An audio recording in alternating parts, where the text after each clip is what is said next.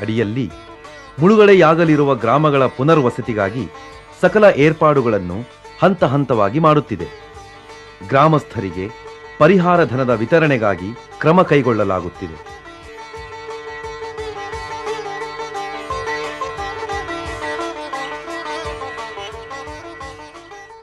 ಇಲ್ಲಿವರೆಗೆ ಮತ್ತು ಮಳೆ ಎಲ್ಲ ಏನೂ ಇಲ್ಲ.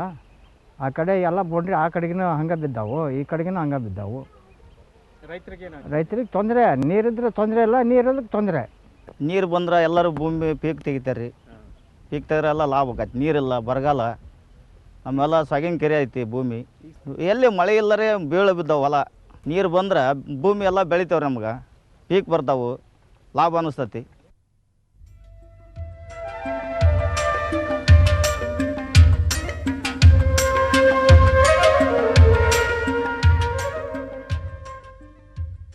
ನಮ್ಮದು ಸಂಪೂರ್ಣ ಜಮೀನು ಮುಳುಗಡೆ ಆಗ್ತದೆ ರೀ.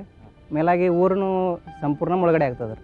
ಡ್ಯಾಮ್ ನಮ್ಮ ಊರಿಗೆ ಆಗೋದ್ರಿಂದ ರೀ ಮತ್ತು ನಮಗೆ ಒಂಥರ ಅನುಕೂಲ ಐತಿ. ಮುಂದೆ ಒಂಥರ ಬೇರೆ ಒಂದು ಕಡೆ ನೀರು ಕೊಡ್ತಿರ್ಲಿಲ್ಲ, ಈ ಡ್ಯಾಮ್ನಿಂದ ಅವ್ರಿಗೆ ಅನುಕೂಲ ಐತಿ. ಅಗದಿ ಮತ್ತು ಹೆಚ್ಚಿನ ಹಳ್ಳಿಗಳಿಗೆಲ್ಲ ಅನುಕೂಲ ಐತ್ರಿ. 20 ಹಳ್ಳಿಗೆ ರೀ. ಅದಕ್ಕೆ ಇದರಿಂದ ಡ್ಯಾಮ್ದಿಂದ ಭಾಳ ಅನುಕೂಲ ಐತ್ರಿ ನಮಗೆ.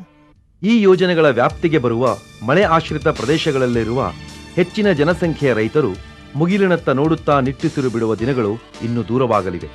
ರೈತಾಪಿ ಜನರ ಸಮಸ್ಯೆಗಳನ್ನು ಅರಿತು ಸರ್ಕಾರ ವಿವಿಧ ನೀರಾವರಿ ಯೋಜನೆಗಳನ್ನು ನೀರಾವರಿ ನಿಗಮದ ಮೂಲಕ ಕಾರ್ಯಗೊಳಿಸುತ್ತಿದೆ.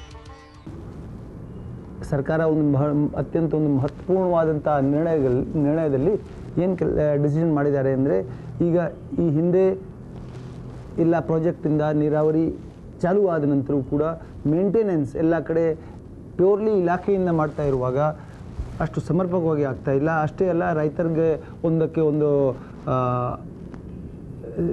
ಅವ್ರಿಗೆ ಸ್ಯಾಟಿಸ್ಫ್ಯಾಕ್ಷನ್ ಆಗುವುದಿಲ್ಲ, ನಮ್ಮ ನೀಡ್ ಸರಿಯಾಗಿ ನೋಡ್ಕೊಳ್ಳಿಲ್ಲ. ಅದನ್ನು ಸರಿಪಡಿಸುವ ಉದ್ದೇಶದಿಂದ ವಾಟರ್ ಯೂಸರ್ಸ್ ಕೋಆಪರೇಟಿವ್ ಸೊಸೈಟಿ ಸರ್ಕಾರ ಈಗ ಮಾಡಿದ್ದಾರೆ. ಈಗಾಗಲೇ ಈ ಕಮಿಂಗ್ ಅಗ್ರಿಕಲ್ಚರ್ ಸೀಸನಿಂದ ನಾವು ಈಗಾಗಲೇ ಎಲ್ಲರಿಗೆ ಮಿನಿಮಮ್ ಎಷ್ಟು ರಿಪೇರ್ಸ್ ಬೇಕು ಅದಕ್ಕೆ ಸ್ಪೆಷಲ್ ಅಬೌಟ್ 9 ಕೋಟಿ ಹಣವನ್ನು ಈಗಾಗಲೇ ಬಿಡುಗಡೆ ಮಾಡಿದ್ದೀವಿ. ಆ ಹಣದಿಂದ ರಿಪೇರ್ಸ್ ಎಲ್ಲ ಮಾಡಿಸ್ಕೊಂಡು ನಮ್ಮ ಇಲಾಖೆ ಟ್ರೈಪಾರ್ಟೈಟ್ ಅಗ್ರಿಮೆಂಟ್ ಅಂದರೆ, ಟ್ರೈಪಾರ್ಟೈಟ್ ಅಂದರೆ ಕಾಡಾ ಕಡೆಯಿಂದ, ಯೂಸರ್ ಸೊಸೈಟಿ ಕಡೆಯಿಂದ, ಕರ್ನಾಟಕ ನೀರಾವರಿ ನಿಗಮ ಕಡೆಯಿಂದ, 3 ಕಡೆಯಿಂದ